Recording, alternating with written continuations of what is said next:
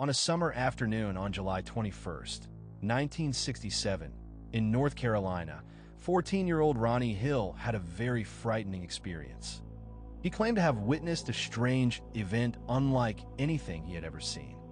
A thick chemical smell filled the air, and a white spherical craft appeared to land in a nearby field. Ronnie immediately ran into his house to grab his Kodak camera. Once he returned to the scene, Ronnie saw the spaceship. It was white and spherical in shape. He estimated it to be about 9 feet in diameter. The creature walked out from behind the craft wearing a shiny silver suit. It had thin legs and an oversized head. It carried a black object that it inserted into the ground, then withdrew before it returned to its ship. After the craft returned to the sky, Ronnie noticed that it was absolute, dead, total silent. No birds chirping, no insects whirring, no nothing. Ronnie had just become one of the earliest UFO encounters to document his experience on camera. A few months later, David Morris was driving and had a very similar experience as Ronnie Hill. David said he had accidentally hit one of the 4 alien-looking creatures on North River Road in Stowe, Ohio. Here is his actual recording talking about the account. Tuesday morning, I just got off work at 2 o'clock.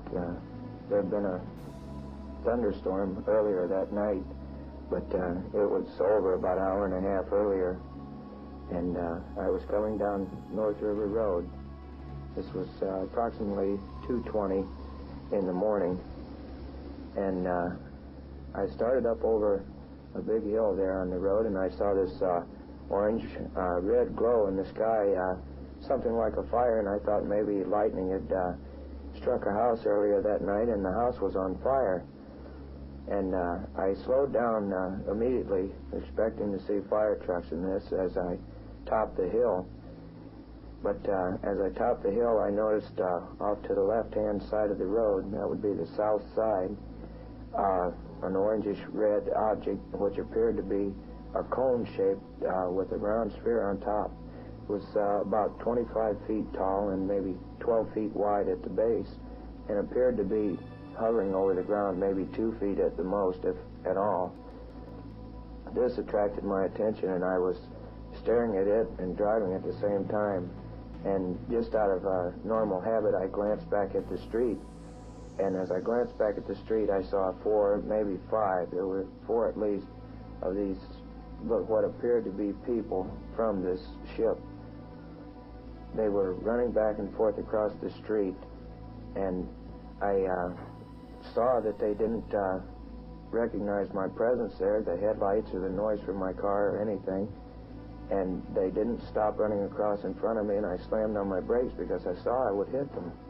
And as I slammed on my brakes, my car was skidding, and I heard this loud thump. And I maybe went 8 to 10 feet further after the impact with this object that I hit. I immediately, I started to get out of the car as just a first reaction when you hit something in the street.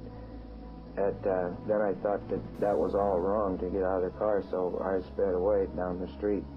And as I started away, I looked in the rearview mirror to catch a glance, and these objects had then stopped running back and forth across the street, and they were all standing there. I couldn't see whether they were standing over the one that I hit or not, but they had stopped running across the street.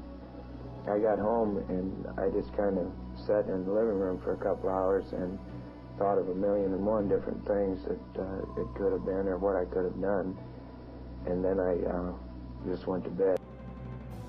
Thank you for watching Texas Ghost Hunters.